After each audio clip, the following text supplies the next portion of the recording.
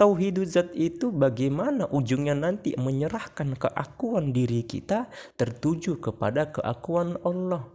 Sehingga nyata di dalam bentuk batang tubuh kita, nyata bahwasanya Allah itu memberikan nur kepada diri kita. Itulah nur alan nur.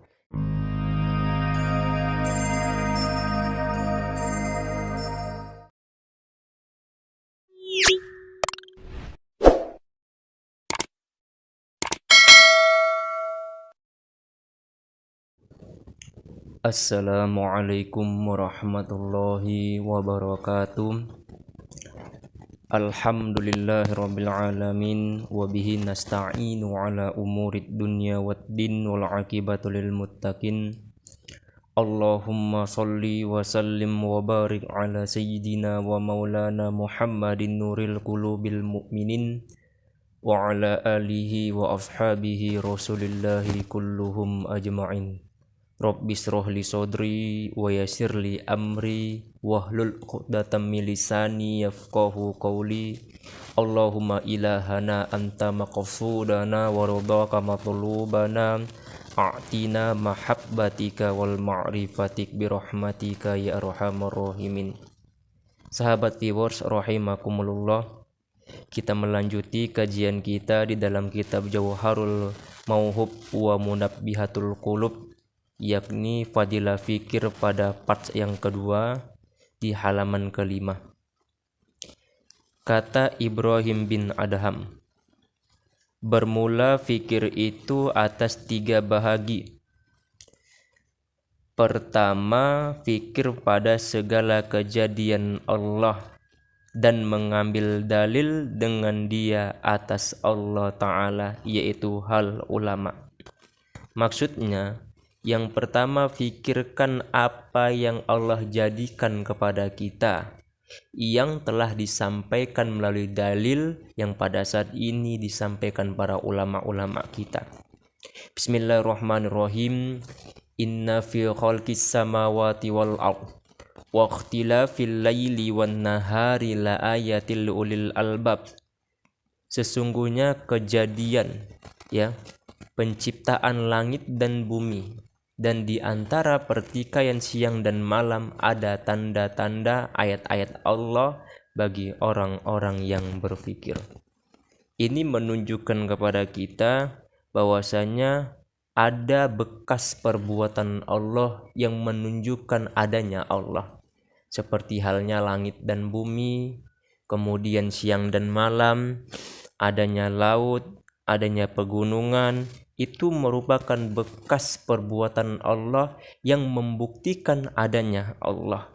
Itu seharusnya yang kita pikirkan, yang telah disampaikan oleh ulama-ulama kita, kemudian para guru kita, sampai kepada Rasulullah SAW yang telah menjelaskan hal ini.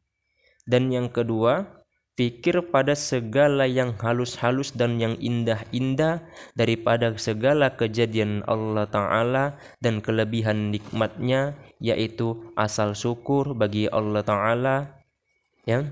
Kita fikirkan yang halus-halus, yang indah-indah. Salah satunya di sini dijelaskan yakni nikmat Allah yang Allah berikan kepada kita. Bismillahirrahmanirrahim. Inna a'tainakal kautsar fasholli li rabbika wanhar inna syani'aka huwal abtar. Inna a'tainakal kautsar. Sesungguhnya kami telah memberikan kepada kamu nikmat yang banyak. Nikmat yang Allah berikan kepada kita, yakni salah satunya yang terbesar adalah nikmat imani wal Islam. Dan telah dicantumkan dalam kitab hadis, kullu mauludin yuladu alal fitrah. Setiap anak yang baru dilahirkan dalam keadaan fitrah. Fitrah itu berjiwa agama.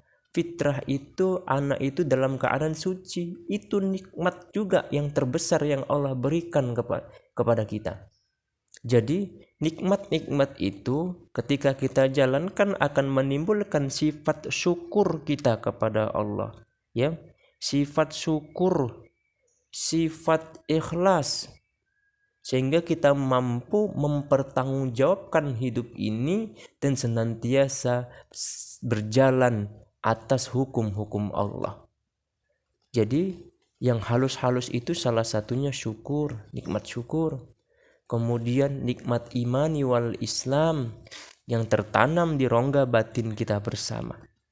Dan yang ketiga, fikir pada segala amal karena menyucikan dia daripada campur umpamanya, yakni bercampur dengan riya, bercampur dengan takabur, bercampur dengan ujub yang membinasakan amal itu, yakni kelakuan orang yang abidin. Jadi kita yang sudah beribadah, kita fikirkan apakah ibadah yang kita tunaikan bercampur atau tidak kepada riya, kepada takabur, kepada ujub. Maka coba kita analisis di dalam diri kita, ya. Karena pada posisi, ya, di dalam kitab psikologi pendidikan Islam, ya, kemudian ada juga tingkatan pendidikan taksonomi Bloom. Bagaimana tingkat pengetahuan seseorang, ada 6 tingkat. Di situ menjelaskan ada pengetahuan, memahami, kemudian mempraktikkan, menganalisis, mengkonfirmasi, produktif. Seseorang yang sudah ibadah, dia sudah sampai ke tingkat mempraktekkan. Namun dituntut lagi ia untuk mampu menganalisis yang ada di dalam batinnya, dilihat, dipandang gerak-gerik hatinya. Apakah bercampur dia kepada riya, ataukah bercampur kepada takabur, ujub, atau penyakit batin lainnya? Riya adalah bagaimana penyakit batin seseorang ibadah yang niatnya tidak kepada Allah atau selain daripada Allah, itu riya. Sedangkan takabur yakni bagaimana seseorang itu merasa lebih baik daripada orang lain, merasa lebih hebat daripada orang lain, sehingga dia menolak kebenaran dan menyepelekan orang lain. Sedangkan ujub pun berbahaya. Dia merasa bangga dengan amal yang telah dikerjakannya, merasa soleh, sehingga ketika dia merasa soleh, amal yang dikerjakan orang lain yang berbeda daripadanya ini akan disalahkan, bahkan merasakan pembenaran dirinya sendiri atas amal yang telah diperbuatnya. Ujub ini juga sangat berbahaya, karena ujub ini gak perlu orang, sendiri aja diam di rumah bisa terkena ujub.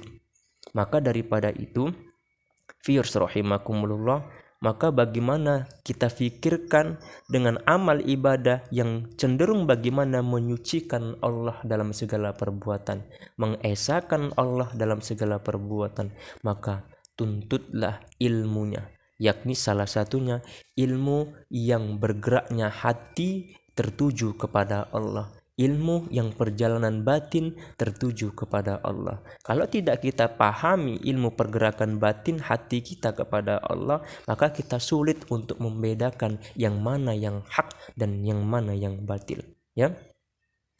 Kemudian selanjutnya kata Fadil rahimahullah ta'ala, fikir itu cermin hati, dengan dialah engkau lihat akan segala kebajikan engkau dan segala kejahatan engkau, dan yang manfaat dan yang mudarat. Berpikir itu cermin hati.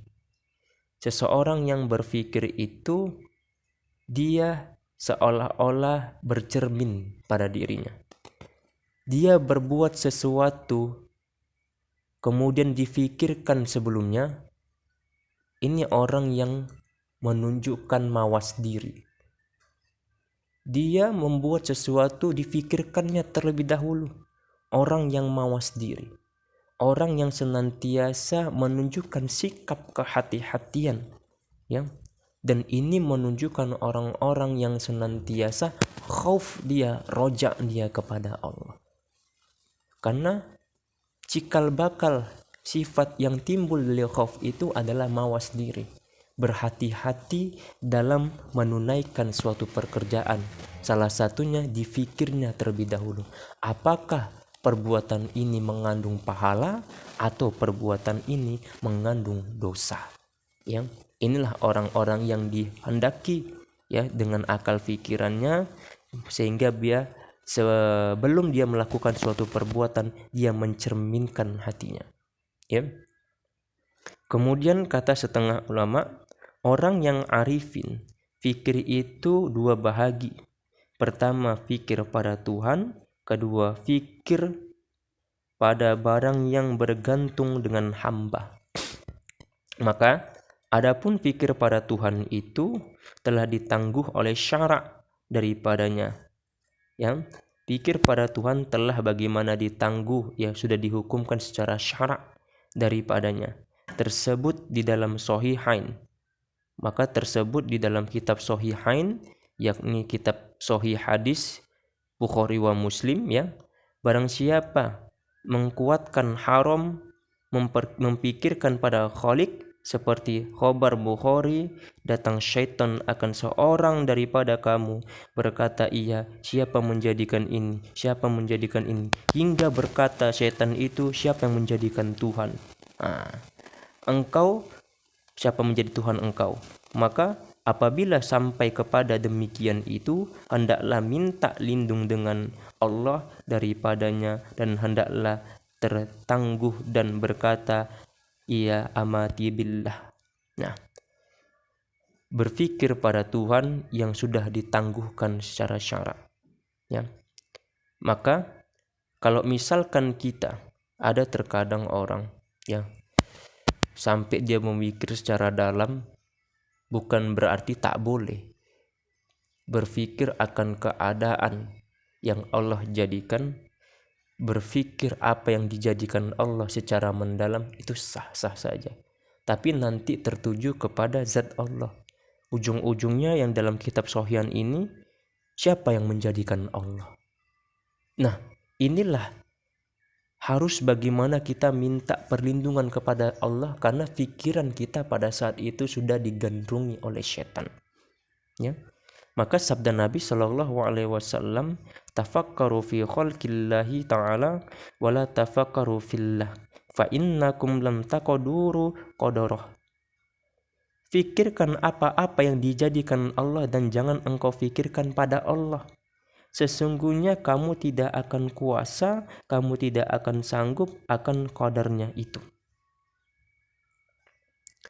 Kita fikirkan apa yang dijadikan Allah.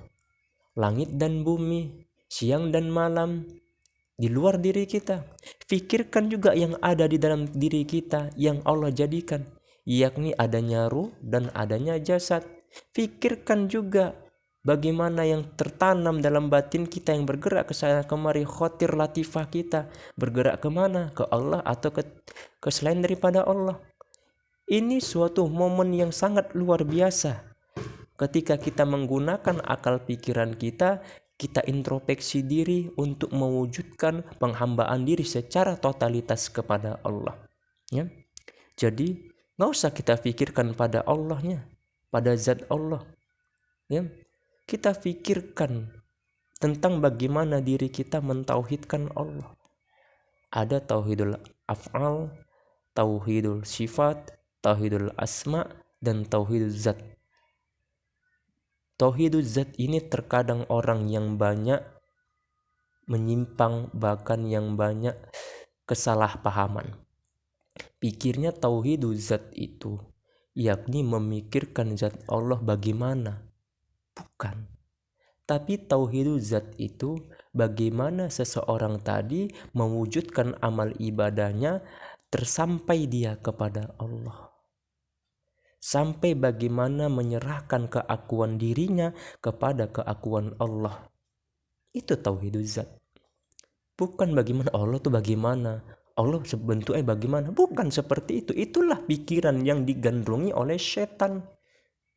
Tapi tauhidul zat itu bagaimana ujungnya nanti menyerahkan keakuan diri kita tertuju kepada keakuan Allah. Sehingga nyata di dalam bentuk batang tubuh kita, nyata bahwasanya Allah itu memberikan nur kepada diri kita. Itulah nur alan nur. cahaya berjumpa dengan cahaya, cahaya di atas cahaya. Itu akan Allah tanam seperti itu dengan salah satunya, yakni dengan sifat-sifat hal, khauf, roja, mahabbah. Mahabbah inilah yang orang-orang akan senantiasa mentauhid zatnya, yakni cinta terpandang di dalam batinnya itu, yakni kuasa Allah, sehingga dia tidak bergerak satu jarah pun atas izin Allah.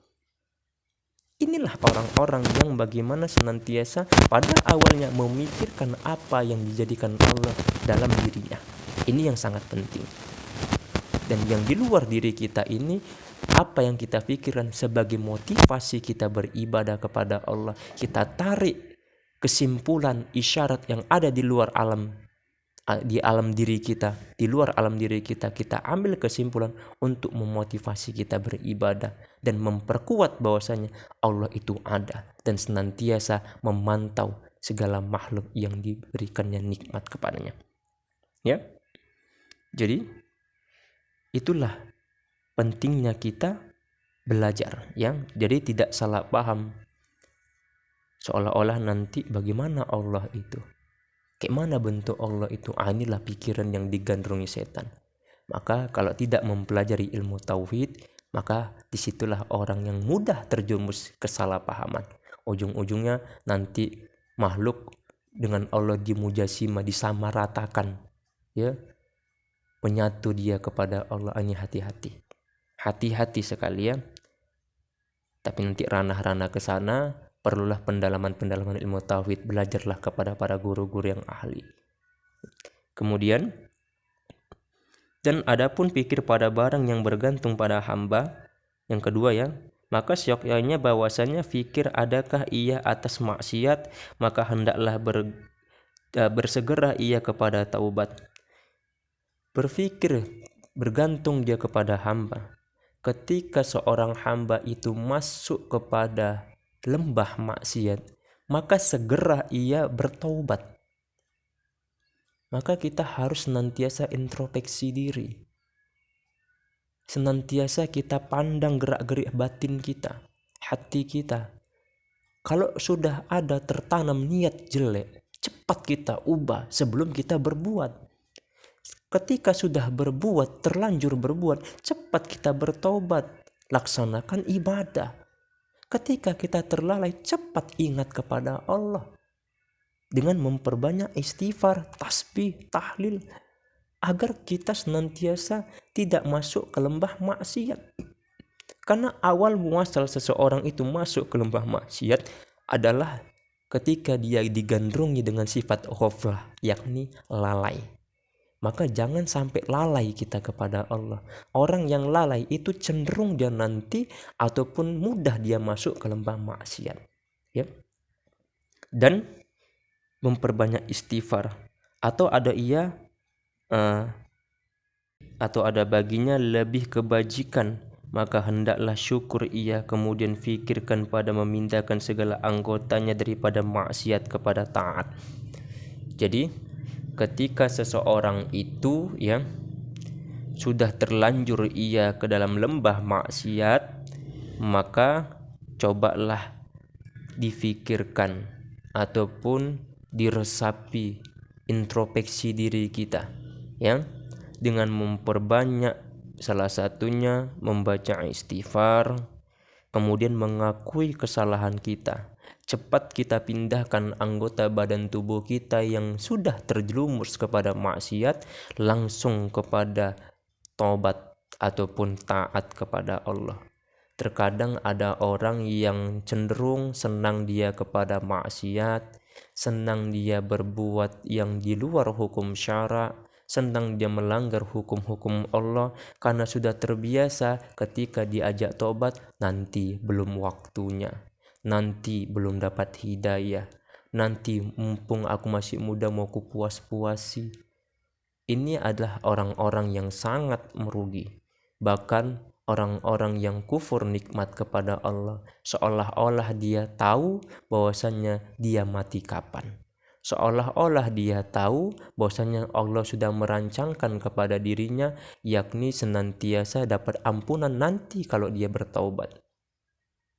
Padahal ini adalah jebakan bisikan setan yang tertanam dalam pikiran kita, tertanam dalam batin kita. Maka kalau sudah seperti itu, cepat kita bertobat. Kalau ada di benak kita, oh nantilah tobat, kan Allah Maha Pengampun. Inilah pikiran yang sudah digandrungi setan. Maka pada saat itu cepat kita bertobat secara totalitas kepada Allah. Laksanakan kita ibadah, naikkan ibadah, minta ampun kepada Allah dengan memperbanyak istighfar, memujinya dengan tasbih, ya, mengagungkannya dengan kalimat tahlil, agar kita cenderung nanti mendapatkan rahmat dan hidayahnya Allah, dan kita senantiasa akan dibimbing sama Allah. Ya, segala nikmat yang kita rasakan, syukur, kemudian nikmat ma'rifah, nikmat ibadah, nikmat yang Allah tanam dalam diri kita itu akan sangat terasa. Inilah indikasi orang-orang yang dekat kepada Allah dan bahkan nanti berjumpa kepada Allah, ya, secara ma'rifahnya.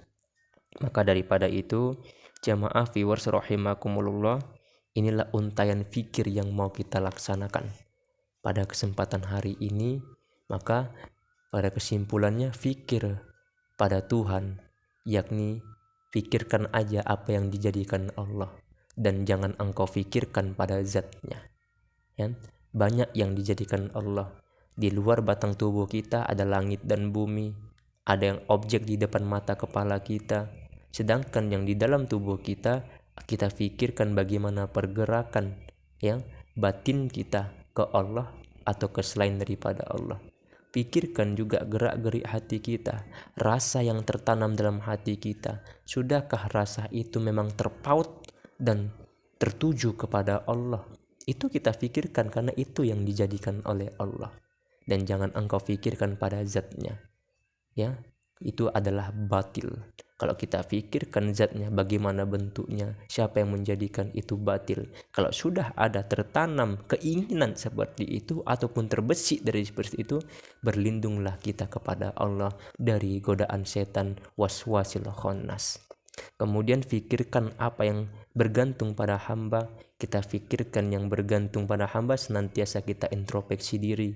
Bagaimana kita beramal ibadah secara ikhlas, bagaimana kita beramal ibadah agar benar-benar kita cinta kepada Allah, bagaimana kita beribadah membentuk khusyuk di dalam sholat dan di ibadah-ibadah lainnya.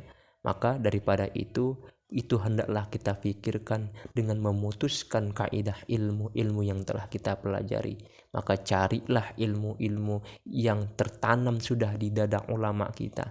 Banyak ulama-ulama kita yang sudah menyebarkan ilmu melalui kitab dan melalui penyampaian, melalui media-media sosial. Tinggal bagaimana kita mau mempelajari, mau kita jumpai, ataupun mau kita bertanya kepada beliau untuk memberikan keputusan di mana kedudukan ibadah kita kepada Allah Subhanahu wa Ta'ala. Mungkin inilah yang bisa insya Allah saya sampaikan dalam ranah ini. Mudah-mudahan dapat kita pahami bersama. Fastabiqul khairat la'allakum tuflihun. Wabillahi taufiq wal hidayah. Assalamualaikum warahmatullahi wabarakatuh.